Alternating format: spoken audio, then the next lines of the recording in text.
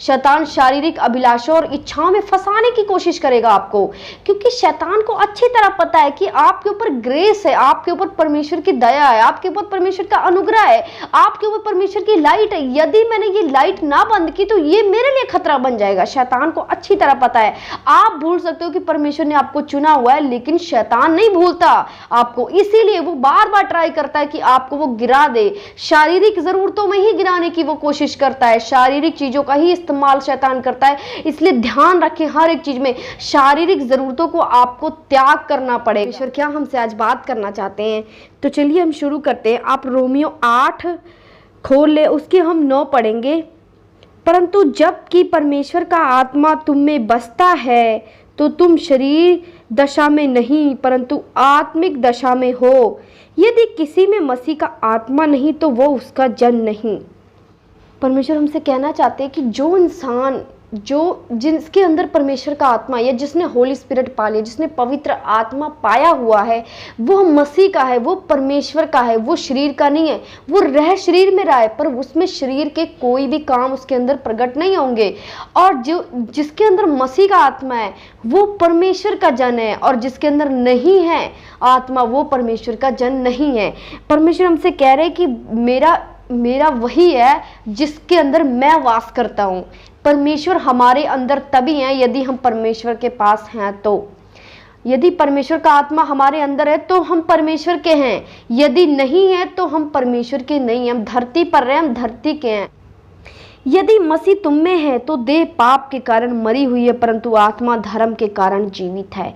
परमेश्वर क्या कह रहे हैं, यदि मसीह तुम में है, यदि परमेश्वर तुम में है, यदि परमेश्वर का आत्मा यदि तुम में है तो जो शरीर है वो पाप के कारण मरी है। पाप नहीं कर सकती शरीर। अगर आपने होली स्पिरिट पा लिया, पवित्र आत्मा से आप परिपूर्ण हो रहे हैं तो आप पाप नहीं कर सकते हैं, क्योंकि परमेश्वर ने क्या कहा, यदि मेरा आत्मा जिस व्यक्ति के अंदर है उसका जो शरीर है वो पाप के कारण मर चुका है, वो पाप कर ही नहीं सकता, क्योंकि उसमें जहां परमेश्वर बस जाते हैं वहां पाप हो ही नहीं सकता। इसीलिए परमेश्वर कह रहे जहां मैं हूं वो देह पाप के कारण मर चुकी है, और वो देह किसकी वजह से जिंदा है। परमेश्वर कह रहे हैं परंतु आत्मा धर्म के कारण जीवित है। जो आत्मा उसके अंदर है, जो वो धर्म के काम कर रहा है, उसके कारण वो जीवित है। यदि आप धर्म के काम ना करें, यदि आप वो आत्मा पाकर धर्म के काम ना करें, तो वो जो मसीह का आत्मा या होली स्पिरिट आपके अंदर जीवित ना रहेगा। इसीलिए परमेश्वर ने कहा धर्म के कारण ही जो तुम्हारा शरीर है जीवित है, जो तुम धर्म के काम कर रहे हो, और जो तुम्हारी देह है पहले मर चुकी है, जो तुम पहले थे तुम खत्म हो चुके हो, अब तुम परमेश्वर के हो गए हो। तुम्हारा तुम पर भी कोई अधिकार नहीं रहा है, इसलिए हर एक मर्जी परमेश्वर की पूरी होनी है। इसीलिए परमेश्वर ने कहा धर्म के कारण ही वो जीवित है जो तुम्हारा शरीर है। परमेश्वर फिर क्या करें, यदि उसका आत्मा जिसने यीशु को मरे हुए में से जिलाया है तुम में बसा हुआ है, तो जिसने मसीह को मरे हुए में जिलाया वो तुम्हारी नाशवार देहों को भी अपने आत्मा के द्वारा जो तुम में बसा हुआ जिला देगा।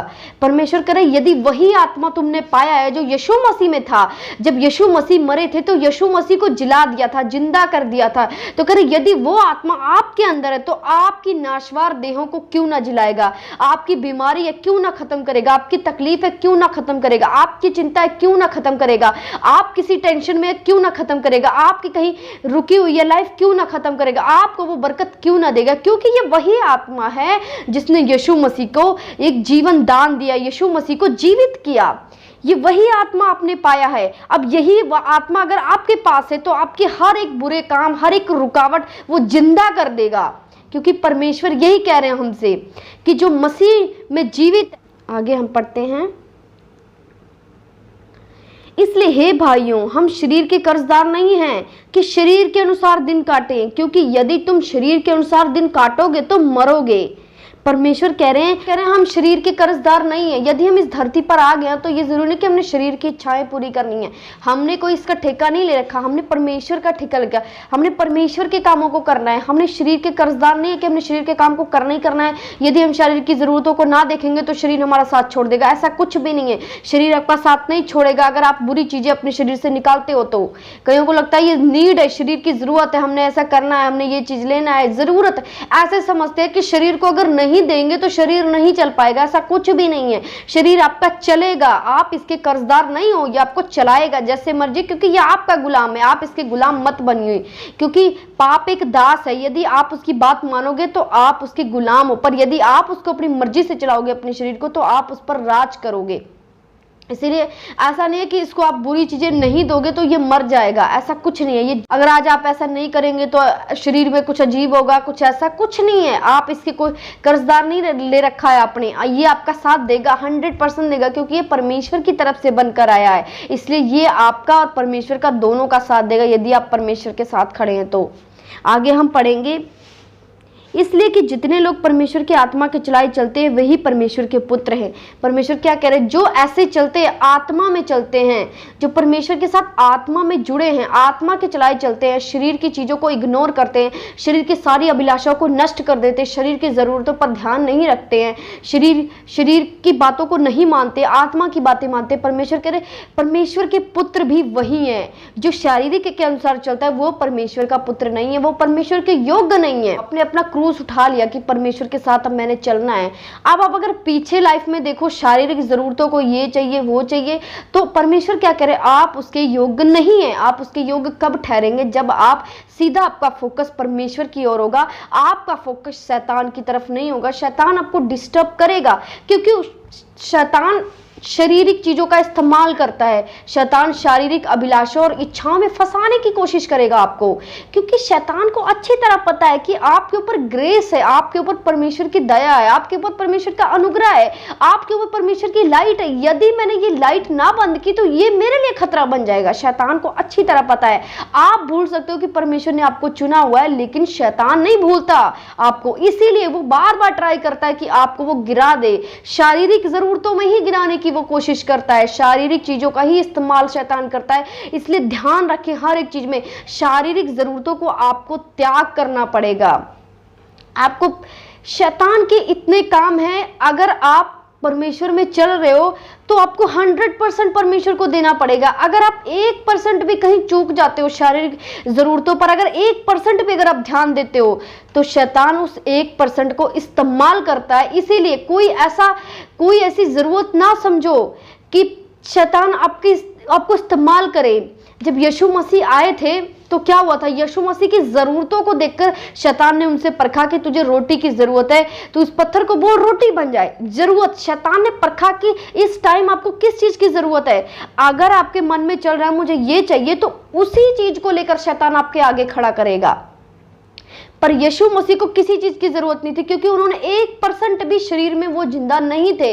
अगर मान लो उनको रोटी की जरूरत होती तो शैतान उन्हें इससे हमें ये पता लगता है कि हमने शरीर में जिंदा ही नहीं रहना। यदि हम शरीर में जिंदा रहेंगे, अगर 1% भी अगर शरीर में आप जिंदा हो, शरीर की इच्छाएं आपके अंदर प्रेजेंट है, मुझे ये चाहिए या मुझे वो चाहिए, आप यकीन मानो आपको उसी चीज में वो फंसाएगा। क्योंकि शैतान आपकी कमियों को नहीं देखता, शैतान आपकी जरूरतों को देखेगा कि इस टाइम क्या इसको चाहिए, इस टाइम किस चीज की प्रेयर करता है, इस टाइम किस चीज की डिमांड करता है। उसी चीज को लेकर वो आपके आगे आपको बहलाएगा, आपको भड़काएगा, आपको पीछे करेगा, क्योंकि शैतान जरूरतों पर फोकस करता है। यीशु मसीह के पास उस टाइम रोटी नहीं थी, यीशु मसीह के पास उस टाइम पैसा नहीं था, गरीबी थी, तो उन्होंने क्या कहा शैतान ने कि यदि तू मुझे प्रणाम करे तो मैं ये सारे धन दौलत राज्य तुझे दे दूंगा। ऐसा क्यों बोला? क्योंकि यीशु मसीह के पास था नहीं वो सब चीजें उस टाइम।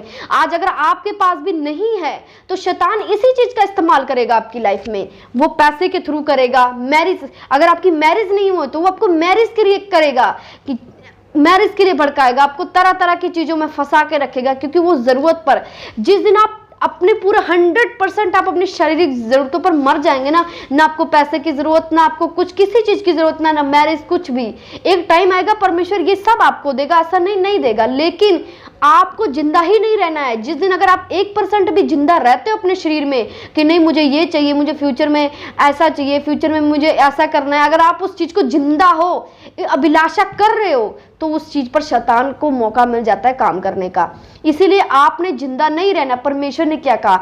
अपने आप का इनकार कर, तू एक मर चुका इंसान है, यदि तू मेरे पीछे आता तू अपने आप का इनकार कर दे, खत्म कर दे, तू कुछ है, सब कुछ भूल जा, तू कुछ नहीं है, तू बस इतना फोकस रख कि तू परमेश्वर का रहेगा, जानना है तो परमेश्वर के साथ खड़ा रहेगा। बस अगर इससे ज्यादा अगर आप शरीर में अपनी चीजों को सोचेंगे, अगर आप जिंदा हैं तो शैतान काम करेगा। यीशु मसीह को उनकी जरूरत के अनुसार ही शैतान ने परखा, तो आज भी वो वैसा ही करता है। शैतान जरूरत के हिसाब से ही उनको परखता है और उसी जरूरत में बहुत सारे मसीह, बहुत सारे विश्वासी गिर जाते हैं, वो नीचे हो जाते हैं, क्योंकि उनको लगता है ये परमेश्वर की तरफ से है, परमेश्वर की तरफ से नहीं है। कईयों को लगता है कि मैंने प्रेयर की, मेरी, आप मसीह में बढ़ रहे हो, आप जेन्युइन मसीह में बढ़ते ही जा रहे हो, बढ़ते ही जा रहे हो परमेश्वर में, और आप प्रेयर कर रहे हो परमेश्वर मुझे एक बेस्ट वाइफ चाहिए या मुझे फाइनेंस चाहिए। अचानक आप देखते हो आपकी प्रेयर रिक्वेस्ट पूरी हो रही है और आपके दिल में इच्छा हो रही है कि परमेश्वर मुझे दे रहा नहीं, परमेश्वर को जब देना होगा तो आपको तैयार करके देगा। शैतान आप प्रेयर में बढ़ रहे हो, शैतान आपको रोक के वो चीज दे रहा है। शैतान भी चमत्कार करता है आपकी लाइफ में, शैतान भी बरकतें दे सकता है, शैतान के पास था सब कुछ दे सकता है वो। आपको देखना है कि मैं बढ़ रहा हूं और अचानक कोई ऐसी चीज आ रही है, आपको फील हो जाएगा, क्योंकि आत्मा गवाही देता है आपके विवेक के साथ। आपको फील होने लग जाएगा कि नहीं ये कुछ गलत हो रहा है, ये जो आया है ये आपको बेचैनी फील होगी, ये जो मेरे पास आया है, ये जो आप प्रेयर रिक्वेस्ट कर रहे थे वही चीज अगर आपके पास आया है पर आप उसमें खुशी नहीं है, तो वो परमेश्वर की तरफ से नहीं, वो आपको पीछे करने के लिए परमेश्वर से।